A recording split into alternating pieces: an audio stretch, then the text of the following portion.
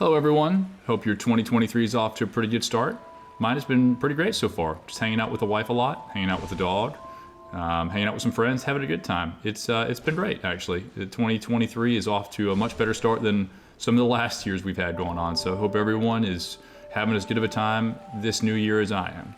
Just going back and playing a little Dark Souls 2 here, so I like going back and playing some of the older games in the Souls series when I get a chance. I haven't got a chance to get back into Bloodborne again yet, but that's next on my list. But I wanted to talk a little bit about Dark Souls 2 today, not only because the theme ties into the video that I'm uploading, but also because of Dark Souls 2 in general.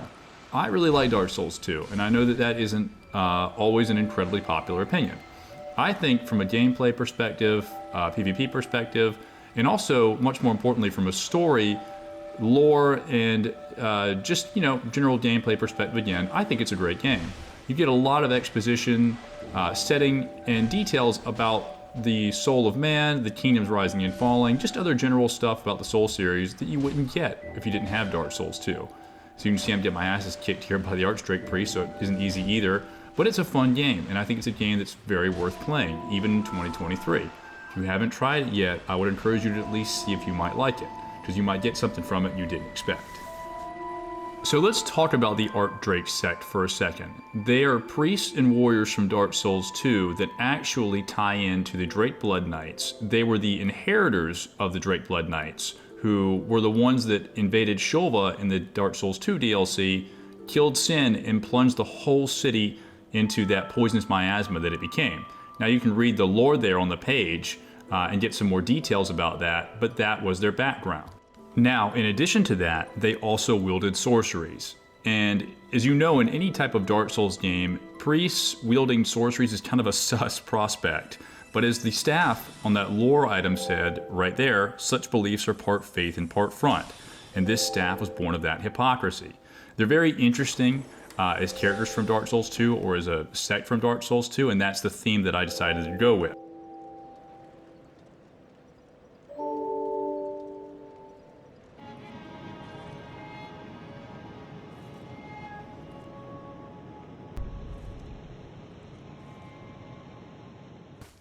Alright, this is Archdrake Landry. He's my level 45 invader, and his weapons are +7, +3 somber. The main weapon I chose for him was the Lucerne, because it was the closest thing to the Archdrake mace in Elden Ring that I could find. And I experimented with a couple of different infusions, and you'll see that throughout the video, until I finally settled on magic for a bit more of a damage buff. This was actually one of the later invasions that I did. The Ash of War I found to work best was the Sword Dance after I tested a couple of different ones for that running R1 into panic roll catch. It does a fairly good job of punishing hosts and phantoms again after that first running R1 that I do when they panic roll. Controlled rolls are a little harder to hit, but it's still pretty good as a pressure Ash of War. Now the Lucerne in Dark Souls 3 was a really good weapon. The R1, R2 into R1 was a true combo and it did a lot of damage. That doesn't exist in Elden Ring. This halberd is purely a stylistic choice for this character, and it's to fit the theme. So for one increased level of weight, you could actually get access to a far better halberd in the Banished Knight halberd. And it requires one less strength to wield with more range, so that's probably a better option if you're looking for like an ideal halberd. Let's go ahead and get something out of the way. The main problem you're going to deal with in low-level invasions is over-leveled phantoms. The rest of it is absolutely fine. It's just like normal invasions. The host is obviously close to the same level you are. But with password summoned phantoms, they can be whatever level inherently they want to be. So level 255, 300, whatever, they can be summoned in the game. And there's downscaling for them in Elden Ring, so they're going to do less damage to you inherently. The issue with that is the downscaling isn't really all that efficient. It's never been great, and you still take a lot of damage, and you don't really do as much damage to over-leveled phantoms. And so that's part of the problem. Now there's a unique part of that problem that has actually been further expanded upon recently. Recently created a video with some help from people from Rofer the Germ's Discord, where they were testing out over-leveled phantoms damage in regards to using the Phantom Fingers in invasions. Now, if you don't remember, the Phantom Fingers are the 3 fingers you get to teleport you around when you come into an invasion. If you use those as of right now, the game thinks inherently that once you've teleported and used that, the invasion is over. So that ends effectively in the game's mind the downscaling that you get from overleveled phantoms. What does that mean? What it means is if you're fighting a level 255 overleveled phantom in a host, the overleveled phantom will be doing less damage to you because they're downscaled when you're invading. But if you use the Phantom Finger, that downscaling resets and is gone. So they're gonna do, maybe they were hitting you for 300 before, they're gonna start hitting you for 1,000 after that in the same invasion. So that's obviously a problem. From Software needs to fix it. Yeah, so that's something you're gonna deal with right now too until that is fixed. Now, my inventory here is a little limited. As a level 45 character, I hadn't had a chance to collect all the things I wanted to on him quite yet. And as you can see, the host and the phantom are kind of sitting in the little back area to the entrance to this village, which I'm trying to lure them into because there's some PvE enemies behind me. But you're gonna deal with this a lot. They're pretty passive, they're not moving forward. So I'm just gonna try to annoy them with little daggers, with large flintstone strap, which I did spend time painstakingly kind of farming in the Rea Lucaria mines. Just anything that I have to get them to engage with the level. So you can see they're still playing passive with the Death Ritual Spear there, but that's okay. I'm biding my time, I'm patient, I can wait them out. I'm a little bit low on FP, so I pop a quick Starlight Shard and get a little bit back. And what I'm doing is I'm trying to get enough FP just to use a Cannon of Hyma, which I'm gonna free lob over that wall to hit them. As you can see, it's a hit, so I'm gonna move up a little bit, see what they do. If you notice, the host or the phantom hasn't healed yet, so I'm gonna wait for that rot breath, hit him with a chilling mist Ash of War through the wall, wait for one more rot breath, then go around and chase down this phantom who's at half health or less. All right, and with them cleaned up, it's just the host, and this is a whole different ball game. As you see there, I got 22,265 souls, which roughly equates out to, I think it's rune level 255. I'll show it on the screen in a second. I think this host is trying to disconnect. We're not gonna let him do that because we worked pretty hard for this invasion, and you don't get to disrespectfully just disconnect.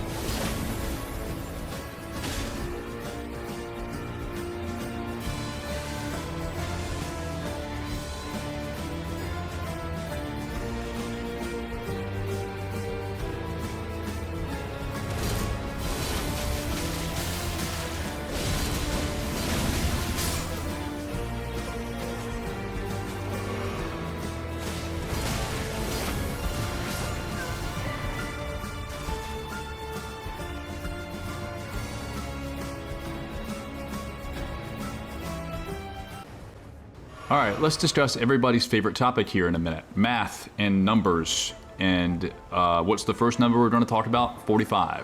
Is 45 a high number? No, it's kind of a low number, especially for Elden Ring. So if you're doing a character this low level, or even at soul level 60, soul level, rune level 60 or whatever, you're gonna be obviously very limited in the stats you have to make that character. So what are a couple things you can do to mitigate that and make it a little better? Well, if you have a class in mind, obviously starting with the right class and creating a character with as close to the stats as possible that you already want is a good start. In addition to that, you have access to a couple of different things like the source seals and star seals. I'm going to post the star seals on the screen. Each of those, Radagon's and Marika's, inherently gives you, I think it's 3 points to 4 different stats. Obviously, Marika's is tailored a little bit more towards faith, intelligence, arcane, and I can't remember the other one more right now. And Radagon's is based more about giving you vigor, endurance, strength, and dexterity. So those inherently give you 12 extra levels that you wouldn't have otherwise on a low level character. So basically making a level 45 character into something close to a level 60 character, or making a level 60 character something close to at least a level 70 character. Those can really help you out. Sword Seals give you more, obviously, but the Star Seals and the Sword Seals have a small caveat to them. Namely, you take more damage when you use them. Now, at lower levels, especially with what you're getting back from that damage, is not enough to justify not really using them. And at 37 vigor, it's boosting me to 40, giving me 142 more hit points, which I think is a pretty good exchange. So again, if you're looking at these seals, the Sword Seals and the Star Seals, if you're trying to make a build that's a little bit more complex than just kind of the average one, you want to include some things on there that may not fit into the level range that you're looking for invasions. Consider looking at these in the Elden Ring build planner, maybe seeing if you can utilize them to make something a little bit more complex. They're just there to give you access to more things and more tools that you can use on a build. Now, again, there is a trade-off for that in increased damage, but again, I think it's more than made up for it by what you get.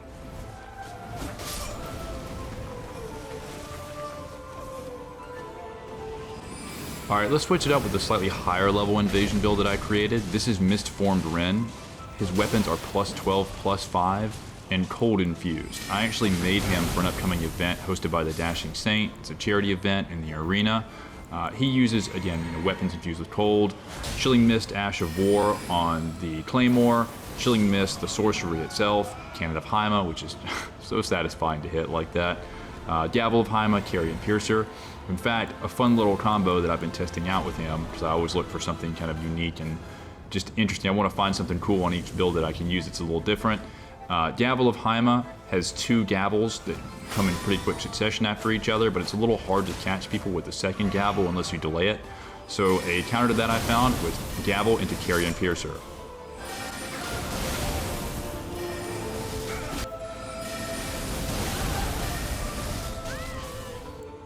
If you're looking to slot something on for a quick finisher after that combo, Swift Flintstone Shard works very well. Normally about 1 or 2 of those is good to finish the host or phantom afterwards. And that's what I've been using to pretty good effect. It's also a very good chase down tool when enemies or, I guess, players are at very low health.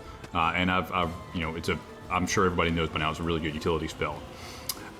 Who misses Fight Clubs back from Dark Souls 3? Unfortunately, hosting Fight Club here was not hosting a Fight Club, although I guess he never really gave any time to see if any other Reds would come in. He just kind of attacked me immediately. But it was a good fight, but I'll use this brief moment to discuss how I wish excuse me, that we had more playable or more summonable phantoms in Elden Ring. I think maybe 5 would be perfect. That way you can either summon 2 phantoms and have 2 reds, or if you had 1 summon, you could have a blue and then there'd be 2 reds. Either way, I think it'd be pretty good. Nice try. Nice try. Not today. You are going to see a lot of builds in Elden Ring. Why am I saying something so incredibly obvious? Because it is obvious, but it's also not obvious. You should never forget, ever, that there are a lot of Ashes of War in Elden Ring. There are a lot of incantations. There are a lot of spells. You're going to come across things that you see regularly all the time, that you are, ready for, that you anticipate. Rivers of Blood, Moon Veil, Ghost Wave, Gold Wave, stuff like that. But it's the things sometimes that you're not prepared for and that you forget that can really trip you up. For example, in this invasion, I came across a phantom sitting on those stairs using Spectral Lance. I had not seen Spectral Lance in a long time, and it was giving me fits. Every time I tried to go in there and address one of the hosts or the phantoms, that phantom standing there on the stairs would hit me with Ghost Lance. And then that could combo me into, or hit stun me into being hit by another attack, which would do a ton of damage at low level. That is very scary. That is not a good thing to have happen. Also, they're throwing little poison darts at me and using Gravitas from the inside of there. This is a natural choke point. This is kind of a rough place to fight. But what's a natural choke point for me is also a natural choke point for them. Behind me are 2 Lanedale Knights. There's actually 3, but there's 2 that are probably going to aggress and engage when you have hosts and phantoms in this area.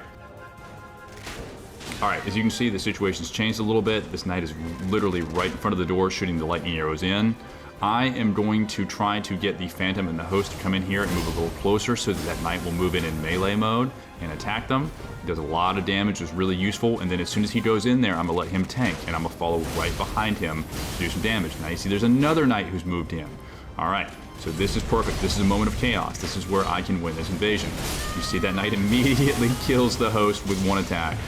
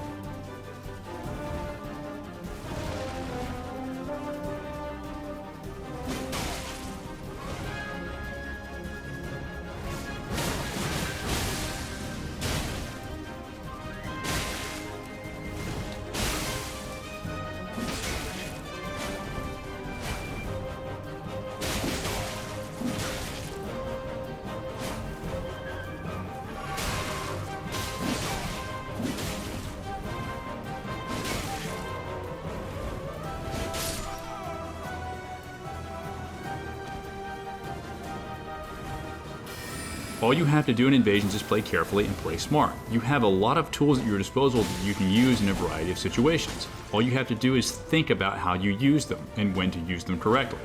Right here you'll see in my main hand I have the Zamor curved sword. It is not a very good curved sword or a great curved sword, but it has an incredible Ash of War. People tend to underestimate it and forget what it does. You see here I'm getting chased down by this twin blade host. But the Phantom is going to be a little bit too aggressive, not pay attention to his health bar, and I'm going to nuke him immediately. Now the other Host and Phantom are running away. Guess what I have in my hand? Cannon of Haima. Guess how effective Cannon of Haima is for people running away. Woo! Boom! And now it's just me and the Host. And that was what, like 10, 15 seconds? It's not that, it doesn't take that much, it doesn't take that long to completely change the momentum of an invasion. You just have to think about what you're doing and what your opponents have and how best to play around those things. In addition, it's nice to have a spell with a little bit of utility or some area control. Part of the Colosseum or the arena event to be part of the Covenant under Rofo the Germ is that you have to have some sort of, death, kind of look about you or Deathbird look, but you also have to use a Mist of Sun type. So I'm using Chilling Mist, Ash of War, and I'm also using the Chilling Mist, spell itself. And Chilling Mist is great not only for area control, people will tend not to run through it and it might give you some time to heal, but it also can obscure what you're doing behind it. I like to cast it, overcast it, and then shoot Cannon of Haima from behind it. Sometimes people see it coming, sometimes people don't. It's fun either way. And you can use it as cover, the Chilling Mist. It's a really, really great cover tool. I really like it. I haven't used it that much before this, and I'm going to use it all the time. And if you get the Frost to proc on people, that is just an added benefit to it. As you can see here, now I've switched to a variety of different weapons. I moved from the Claymore to the Lucerne as a halberd. Really enjoying Lucerne recently. Still not the best halberd, but it's fun. Like I said, I'm just going to switch to a variety of weapons. And in the end, to finally finish the chase down on the Host, I'm going to switch to a Twin Blade for that running R1. At the start of this invasion, I was fighting 3 people. It's just down to the Host. Even though the Host is going to try to summon a Phantom, it's going to be too late, and I'm going to win the invasion. Just think about how you can win, be calm, and you can be successful. And have fun.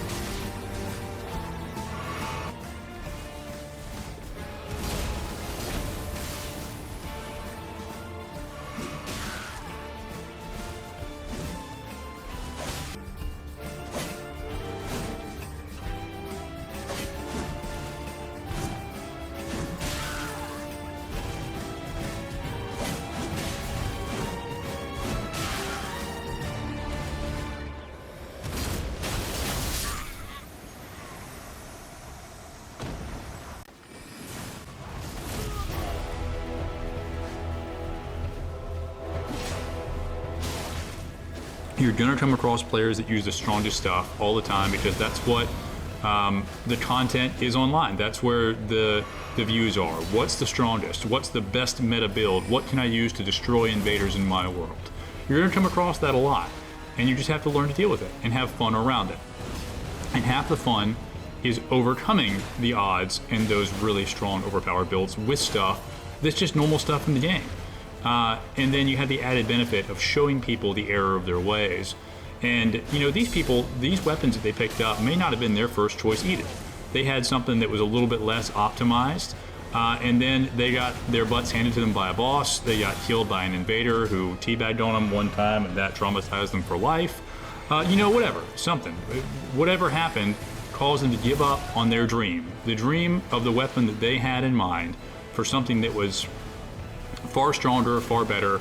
They prayed to the dark gods online, and you know, Mr. 3 million views, one-shot build, you know, Ancient One on YouTube responded, and they gained a dark power that they had to compromise their souls on to achieve.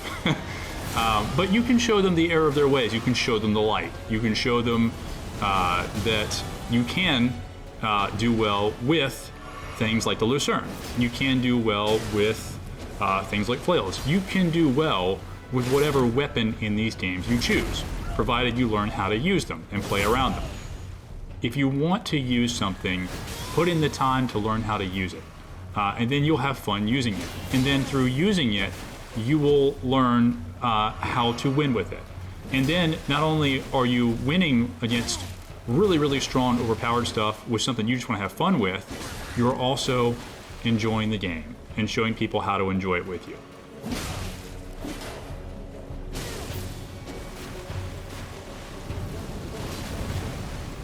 Are you still here? I think it's about 22 minutes at this point. I think a lot of people probably might have clicked off. If so, that's fine. I understand. Long-form content isn't always the best thing on YouTube for people's attention spans, mine included. Actually, that's not true. I really enjoy long-form Elden Ring and Souls content, but I know everyone has other things to do. There's other content on YouTube to watch. There's all sorts of things, right? But no matter what, regardless, for all those who have watched a little bit of the video, half the video, the full video, and you're hearing me now, I appreciate you hanging out. I appreciate you watching, and I hope you enjoyed the content. We're going to do a little secret poll for those of us that are still here at the end. Would you like to see more Dark Souls 3 content? I've been playing it a little bit in the background, in addition to Elden Ring, and it's been fun. And I thought maybe I would consider adding some more things into it. I don't know if I'd make a full dedicated video of just Dark Souls 3, but maybe just kind of a half and half video like I did for the last one. If you would like that, let me know in the comments down below. If not, and you want to see more Elden Ring all the time, that's fine. I'll just, put it down there. It'll be our little secret. People will wonder, like, oh, where's that coming from? Where's that in the commentary? It's at the very end. So that's where it is. Anyway, I hope you enjoy the video. I hope that you, again, like the content. If there's anything or anything else you'd like to see in these videos, let me know. Feedback is always appreciated. I do these for fun, so I don't, I'm not looking to, optimize all the videos I make to appeal to the largest crowd out there. That's not why I'm doing it. If it's fun, it's fun. If it's not fun, it's not really worth doing. But anyway, let me know, and yeah, I'll see you on the next video. Bye. Peace. Yeah, all of it.